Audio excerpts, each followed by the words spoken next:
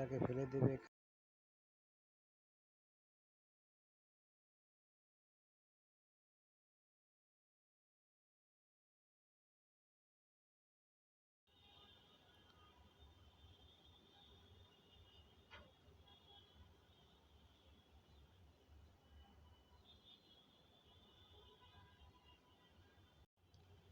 আপনারা দেখতে পারতেছেন একটা জিরাফ,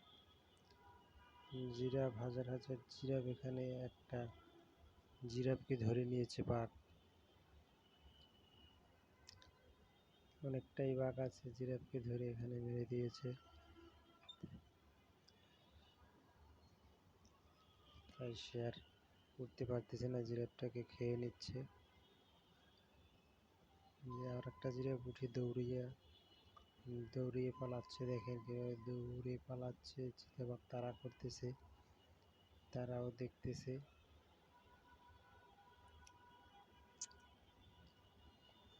এখানে একটা হায়না আর চিতাবাঘের লড়াই শুরু হয়ে গেছে।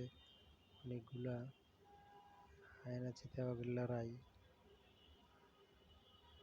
একটা চিতাবাঘ একটা হায়নাকে ধরেছিল, কিন্তু একটা হরিণ আর একটা বাঘ, দেখেন হরিণ কোনো ভয় পেল না, বললো বাঘ মনে তাড়া করবে, কিন্তু না, বাঘ তাড়া করার মতো শক্তি নেই ওর গায়ে এখন, এর জন্য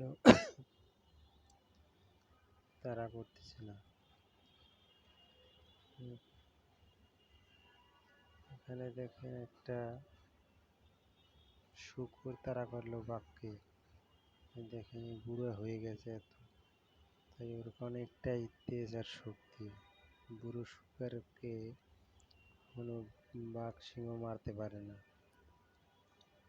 তারা এতটা শক্তিশালী হয়ে যায়। এর জন্য দেখেন ওইভাবেই শুকরটা সবকটা বাঘকে তাড়িয়ে দিয়েছে। দেখুন এখানে আর একটা বাঘ আর একটা শুকরকে দেখে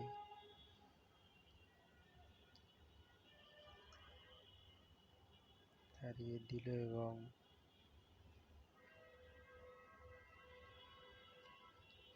ওকে ওর কাছ থেকে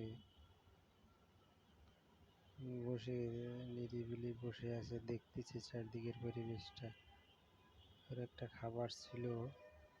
এই দেখেন এখানে কিছু উট দেখতে পান, তারা খুব কাঁটা ধরনের গাছ খেয়ে নিতে পারে। উট সব থেকে কাঁটা খেতে পারে বেশি, এর দাঁত আর পাড়ি এত ধারালো হয়, যত ধরনের কাঁটা গাছ ওরা খেয়ে বেঁচে থাকতে পারে। একটি চিতাবাঘ হরিণ শিকার করে এইমাত্র দেখেন গাছে উঠিয়ে নিয়ে গাছের উপরে গিয়ে তারপরে বসে সেটা খাবে, ঘরের নিচে